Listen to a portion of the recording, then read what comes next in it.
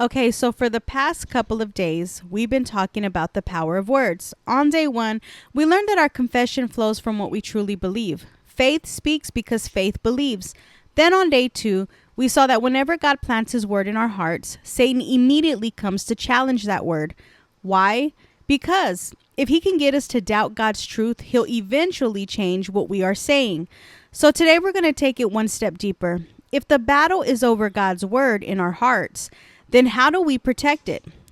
Proverbs chapter 4 gives us the answer. And we're going to go to Proverbs 4:23. Above all else, guard your heart, for everything you do flows from it. King Solomon is painting a picture of a guard standing at the gate, deciding who is allowed to enter.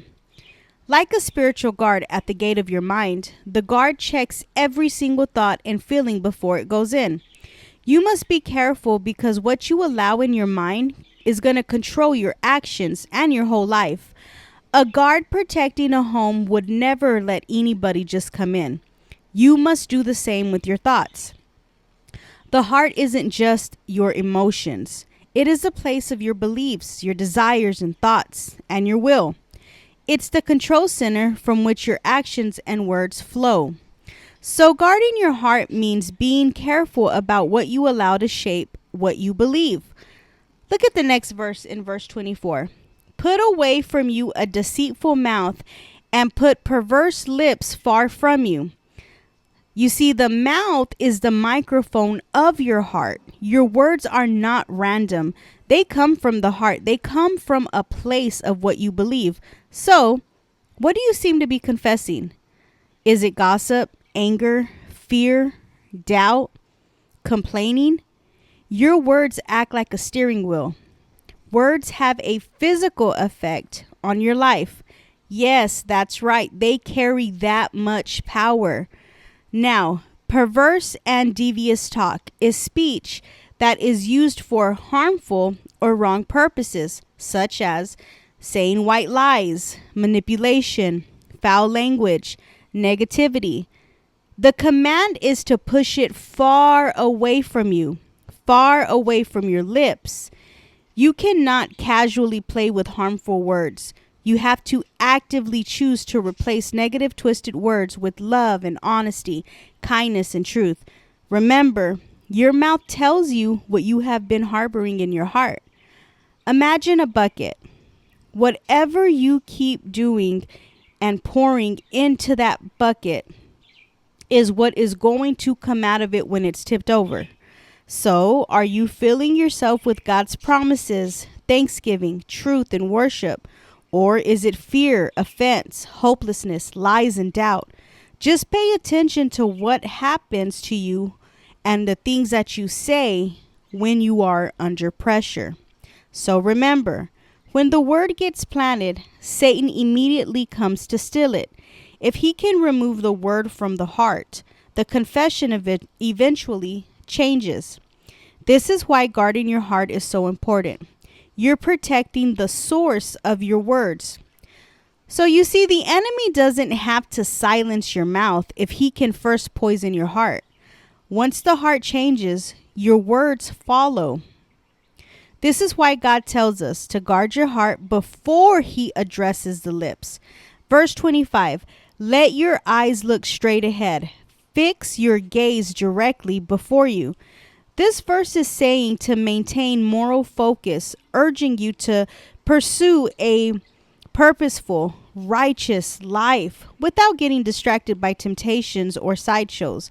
Avoid distraction or anything that confuses or throws you off of the path. What you continually look at influences your thoughts, shapes your beliefs, then affects your words. Proverbs 4:26. Give careful thought to the path of your feet and be steadfast in all your ways. The word ponder means to weigh carefully, examine, or make level, to intentionally choose your direction. So pause and look at where you are going. Be steadfast in all your ways is to be strong and steady. This verse teaches you to watch the trail, take safe steps, and stay on the right path. So what are we learning here? Proverbs 4:23, guard your heart, meaning protect what you believe. Proverbs 24, guard your mouth, speak only the truth. And verse 25, guard your focus. Keep your eyes on God's wisdom. Verse 26, guard your path, meaning walk according to God's wisdom. So what do these scriptures look like when we put them into practice? Imagine trouble coming against you. The heart immediately acknowledges God is faithful. And then our words would sound something like this: I don't understand this, but I'm trusting God through it.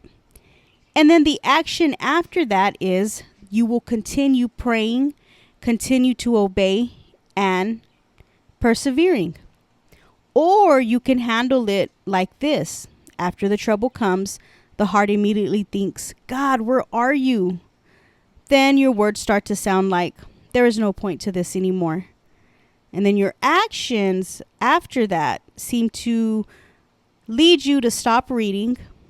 You're not in your word as much. You're not praying as much or at all. And you pull away from God and begin making different choices from discouragement or feeling let down. The words didn't create the path by themselves. The words revealed what each person believed, and those beliefs influenced the direction they walked. Your speech often reveals and can reinforce the direction your heart is already moving. That's right. Your words don't just reveal where your heart is. They also reinforce the direction your feet are going. The progression here is guard your heart, guard your mouth, guard your eyes, and guard your walk. Throughout Proverbs 4, Solomon isn't just telling people to control their speech. He's showing that a transformed life begins with a guarded heart. And from that heart flow our words and actions. So guard your heart because everything flows from it. Then your eyes and path. That's not a random order. It's a picture of how our lives are shaped. So keep your mind and heart fixed on God's truth as our hearts remain anchored in Him. Our words, focus, and our walk begin to line up with His wisdom. That's why words are so powerful. So, if you want to change your words, don't start with your mouth. Start with your heart. Fill your heart with God's word. Guard it diligently, and your mouth will begin to speak what God has planted within you. That is the end of part 3. I'll see you on part 4.